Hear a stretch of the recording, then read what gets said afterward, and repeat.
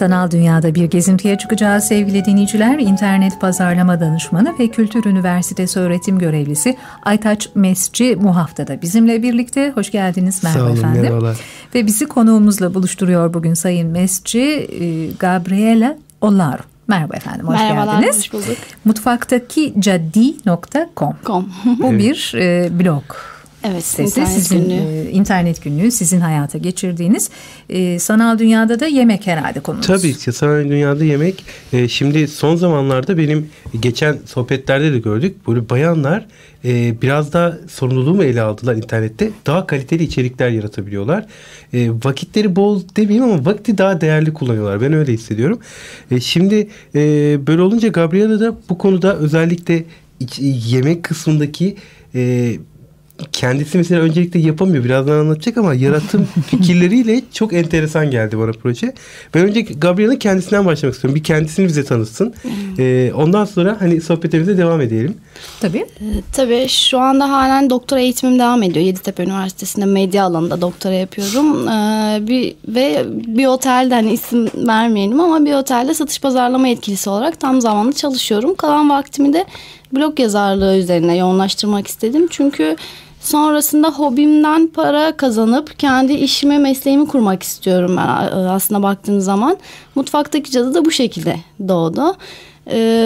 Siteyi tanıtacak olursam eğer, aslında ben yemek yapmayı bilmiyorum, yemek bloğu olmama rağmen.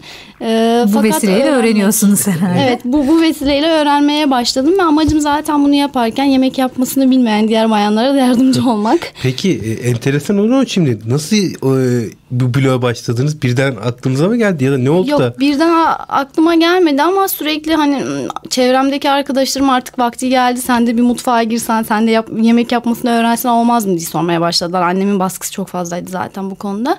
Hep böyle aslında hoşlanmayacağımı düşünüyordum.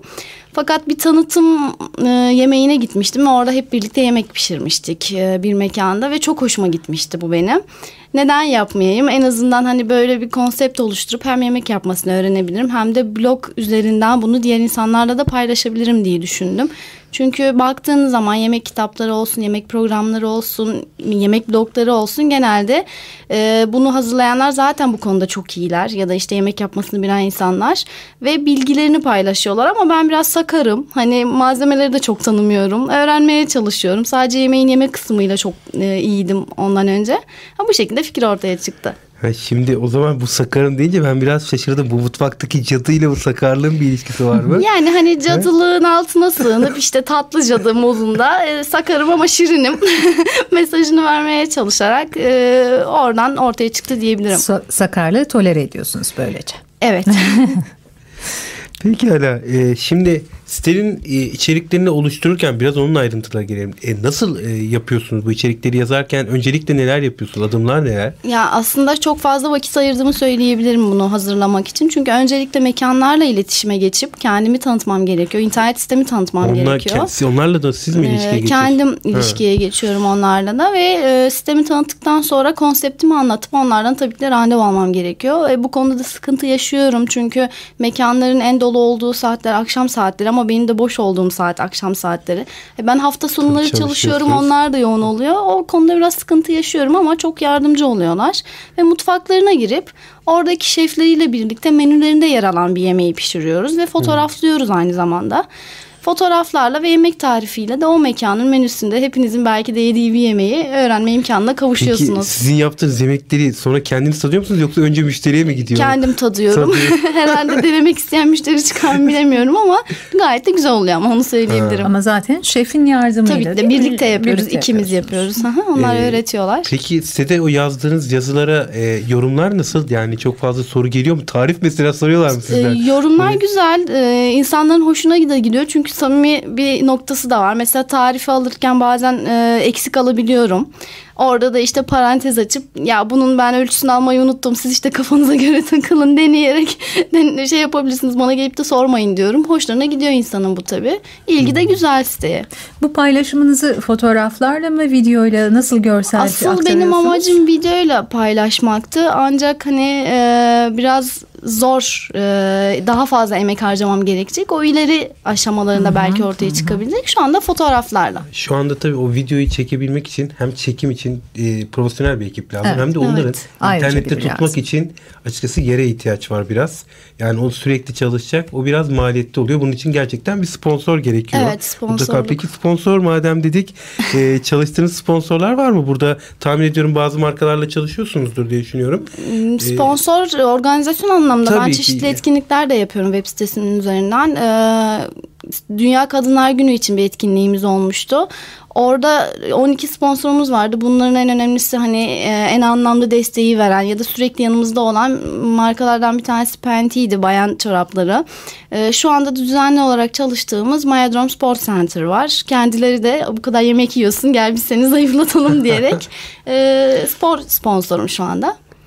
Anladım. Peki şimdi benim biraz da merak ettiren bugünkü aslında asal temamız çikolata bildiğim kadarıyla. Gabriel'de çikolata böyle biraz ağırlık. Biraz evet ağırlığı biraz bu. Hiç çikolata yakınlaştı mı bu vlog kısmında hiç? Yakınlaştık. Bu tiramisu partimiz olmuştu. Kız kıza tiramisu partisi şeklinde. Bayanlara yönelik bir etkinlikti bu. Orada zaten çok fazla çikolatayla iç içe olmuştu ki hepimizin en sevdiği lezzetli bir şeydir. Hatta belki bir firma kapılarını açıp bana çikolata yapımını gösterirse çok da memnun olurum. Sizi çikolata fabrikasına uğurlayabiliriz. Çok seve seve herhalde yapışırım o kazanına böyle. Onun dışında da 1 Mayıs'ta Küçük Yalı Çocuk Yuvası'ndaki çocuklara yönelik Nisan ayında doğan çocukların doğum günü etkinliğini düzenliyorum şu anda. Web sitesinin üzerinden yine aynı şekilde. Orada da yine çikolata firmalarıyla görüşmelerimiz devam ediyor sponsorluk için. O etkinlik içinde yine bir şeyler hazırlayacak mısınız? Hazırlayacağız, düşünüyoruz evet. Şimdi Gabriel'in aslında blog sektörde benim bildiğim kadarıyla bilinen bloglardan bir tanesi. Takipçisi de var. Bu sefer iş sosyal ağya geçiyor. Sosyal ağda nasıl tanıtıyorsun kendini? Neler yapıyorsun? Sosyal paylaşım sitelerinde oldukça fazla yer almaya çalışıyorum. Özellikle Facebook'ta bir hayran sayfası üzerinden takipçilerime ulaşmaya çalışıyorum. Onun dışında FriendFeed üzerinden çok aktif olarak kullanıyorum. İnsanlara ulaşmaya çalışıyorum. Twitter'ı etkin olarak kullanıyorum. Bu üçü özellikle çok yardımcı oluyor. Faydalarını da görüyorum kesinlikle.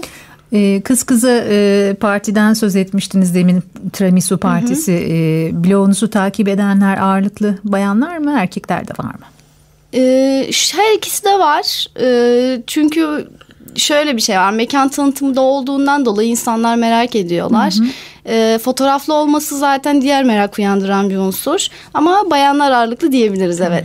Peki hani orada bir de fotoğraflar var diyorsunuz. Özellikle yemek yapmasını bilmeyenlerin oranı nasıl? Ben mesela onu çok merak ediyorum. Yemek yapmasını bilmeyen kişiler de siz mesela takip ediyor mu? Ben onu tabii ki de verilerimden, istatistiklerimden takip edebiliyorum. Böyle bir şansım var. Orada aranan kelimelere göre baktığınız zaman genelde zaten yemek yapmasını bilmeyen insanlar işte örnek veriyorum pilav nasıl yapılır sorusunu soraraktan siteme endekslenip geliyorlar. Ondan dolayı ve kendi çevremdeki arkadaşlarımın çoğu da yemek yapmasını bilmeyen arkadaşlar. Genç nesil çok takip ediyor çünkü onların da hoşuna gidiyor konsept.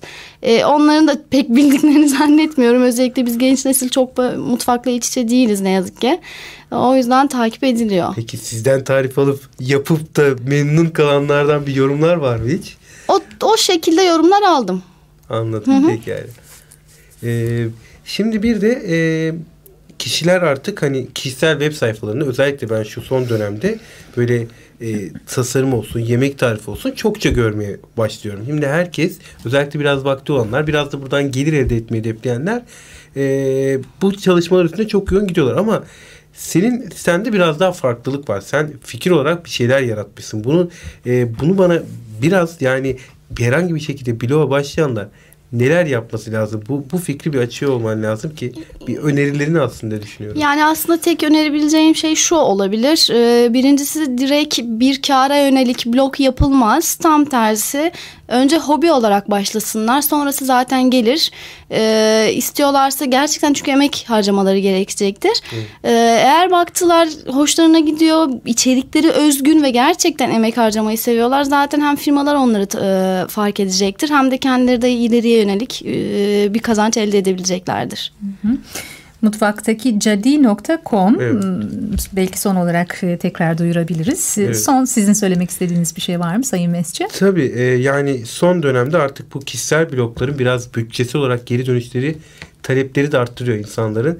O yüzden herkesin bir şekilde yazar olması gerektiğini ben de inanıyorum. Ama yaratıcı olmasın, ama herkes blog yazarı olmuyor. Bunun bazı özellikleri var. Bunları da belli zamanlarda biz gene paylaşıyor olacağız. Nasıl bir blogcu olması gerektiği konusunda konuşmamız lazım. Zaten gelen konuklarımızın anlattıklarından o ipuçları da Tabii ortaya ki, çıkıyor tabii değil mi? Mutfaktakicadi.com Gabriela Olaru'nun yemek üzerine yazmış olduğu bir internet blogu, internet günlüğü. Dinleyicilerimizi bu günlüğü okumaya davet ediyoruz ve teşekkür ediyoruz katılımınız için. Ben çok teşekkür ediyorum. İnternet pazarlama danışmanı, Kültür Üniversitesi öğretim görevlisi Aytaç Mesci bu hafta da bizimleydiniz. Teşekkür ediyoruz. Konuğumuzu bizimle buluşturdunuz ve geldik programımızın sonuna.